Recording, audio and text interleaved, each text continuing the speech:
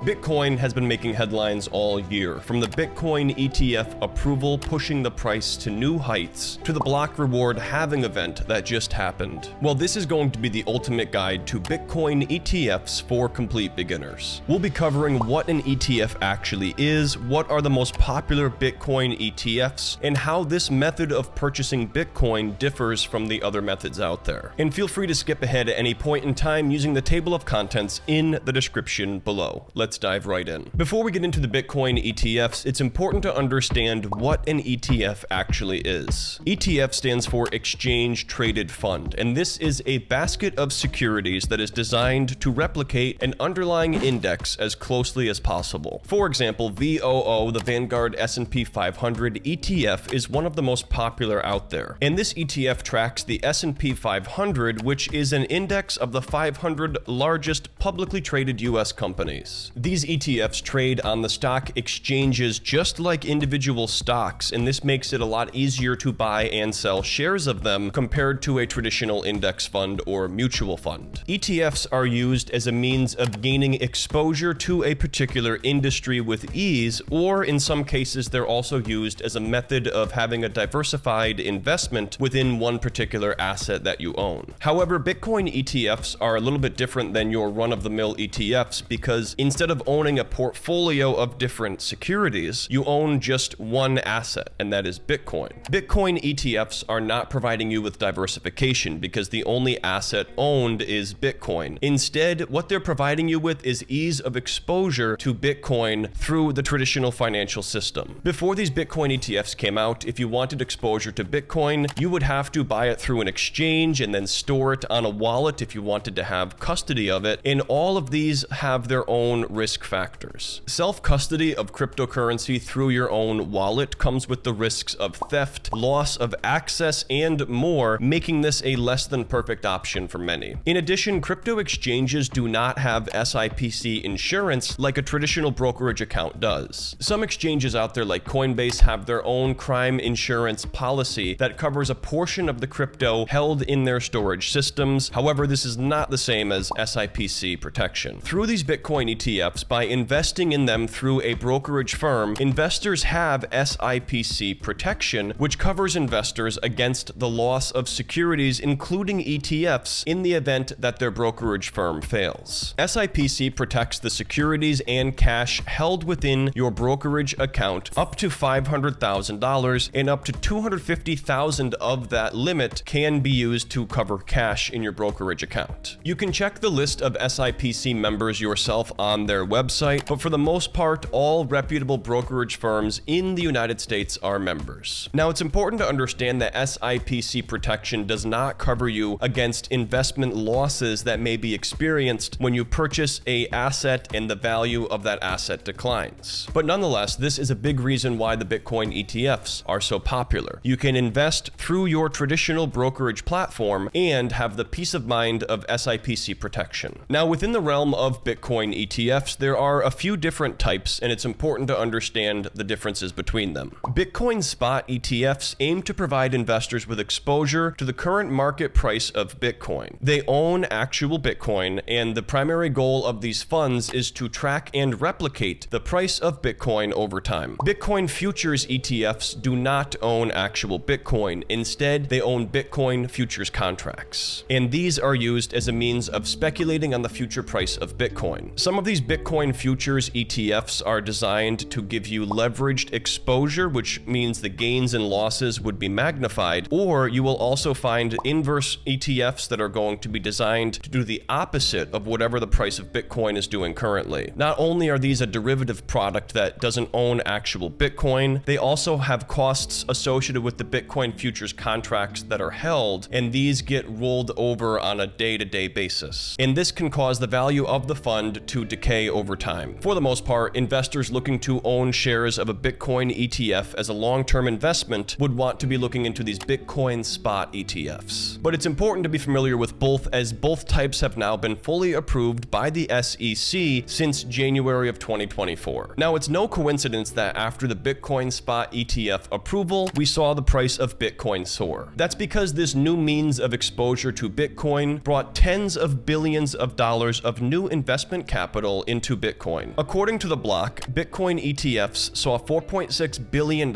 in trading volume on the very first day that they traded, and in the first 7 days, that total grew to over $20 billion. As of April 18th, the most popular Bitcoin ETF, which is the Grayscale Bitcoin Trust, had a total in assets under management of $21 billion. The other top 4 most popular Bitcoin ETFs had a combined total of roughly $33.3 billion in assets under management. In a nutshell, these Bitcoin ETFs unleashed massive pent-up demand for Bitcoin, and that demand drove the price higher because, as we know, Bitcoin has a finite and dwindling supply. And now that we've had another scheduled block reward halving event, the new supply of Bitcoin coming to the market from miners has been reduced by a further 50%. We're going to get right into a breakdown of the top 5 most popular Bitcoin ETFs after this, but first, a word from our sponsor, I Trust Capital. There's a lot of crypto enthusiasts and Bitcoin maximists out there that want to hold on to their cryptos for the long haul, possibly even for decades. But that potentially leaves them left wide open for a monster tax bill when they decide to eventually sell. Enter I Trust Capital, the #1 crypto IRA retirement platform. Simply put, this innovative solution allows you to invest in cryptocurrencies through a retirement account, including the Roth IRA, which gives you a tax shelter effect. And this form of investing in Bitcoin comes with a few benefits compared to investing through a Bitcoin ETF.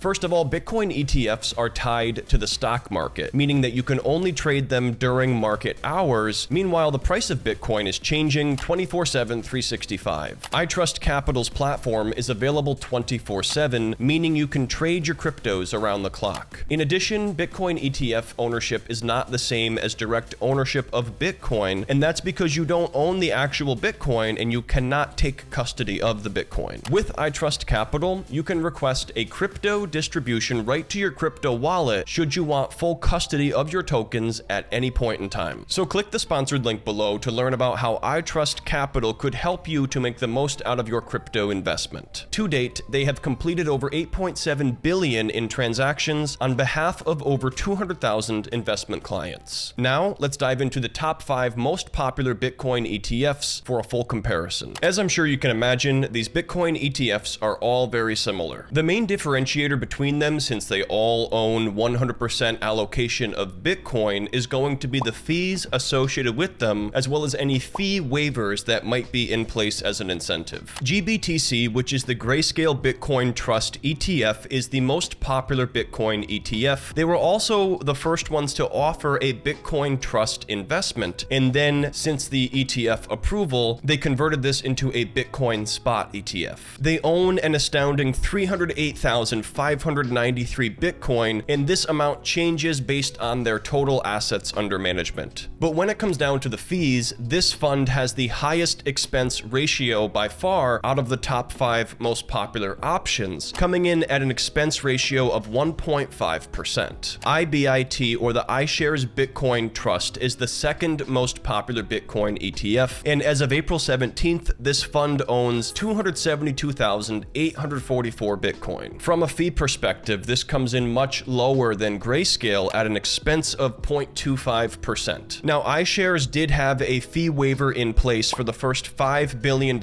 in assets under management, whereas that fee would be reduced to 0.12% for the first year, but since then, this fund has now reached more than 3 times that in total assets. Next up, we have the third most popular Bitcoin ETF, which is FBTC, the Fidelity Wise Origin Bitcoin Fund, and this ETF still has a fee waiver in place. Fidelity is waiving the 0.25% expense ratio associated with this fund through the end of July for everyone, meaning that the fee is going to kick in on August 1st of 2024. The fourth most popular Bitcoin ETF is ARK-B, the ARK-21 shares Bitcoin ETF. Now, this ETF has an expense ratio of 0.21%, which is slightly less than Fidelity and iShares, and a lot less than Grayscale's 1.5%. And finally, the fifth most popular Bitcoin ETF is BITB, the Bitwise Bitcoin ETF. Now, this ETF has an annual expense ratio of, wait for it, 0.2%. So it's just slightly less than the others out there, but it might be a differentiating factor for those who are very sensitive to fees. Now, they also had a fee waiver that was in place for the first 6 months, whereas the first $1 billion that was invested into the fund did not incur the fee, but since then they have reached more than double this in total assets under management. One final detail that's important to note here is that Bitcoin ETFs can trade at a slight premium or discount when compared to the market value of the Bitcoin that they actually own. The total assets under management for these funds changes all of the time, and this requires them to make changes to their Bitcoin allocations. This results in a difference between the total assets held in the fund and the total value of the Bitcoin that the fund owns. When the assets under management are higher than the total value of the holdings of the Bitcoin, the fund is trading at a premium. On the other hand, when the total value of the holdings exceeds the total value of the assets under management, the fund is trading at a discount. If you search for the ticker symbol of a particular fund followed by NAV, which stands for net asset value, this will give you more information on that discount or premium that the fund is trading at. For example, here is the Bitwise Bitcoin ETF discount or premium over time, and it's normally a very slight difference. The ARK21 shares Bitcoin ETF shared information about this on their ETF page. So for example, looking at this, their greatest premium in Q2 has been 0.86%, and the greatest discount so far in Q2 has been 0.54%. If you're really getting into the nitty-gritty of these Bitcoin ETFs, you might want to check how this discount or premium changes over time with a fund that you might be considering. There you have it, guys. That's a crash course on Bitcoin ETFs for beginners. If you made it to the very end, please drop a like on this video as well as subscribe and hit the bell for future notifications. Let us know in the comments down below if you own shares of any of these Bitcoin ETFs or if you have any thoughts or opinions on them. And while you're down there, don't forget to click the sponsored link to check out I Trust Capital, the #1 crypto IRA retirement platform. If you enjoyed this video, make sure you subscribe, hit the bell, and turn on all notifications. You can click below to watch my video on Coinbase investing for beginners, and I'll see you there.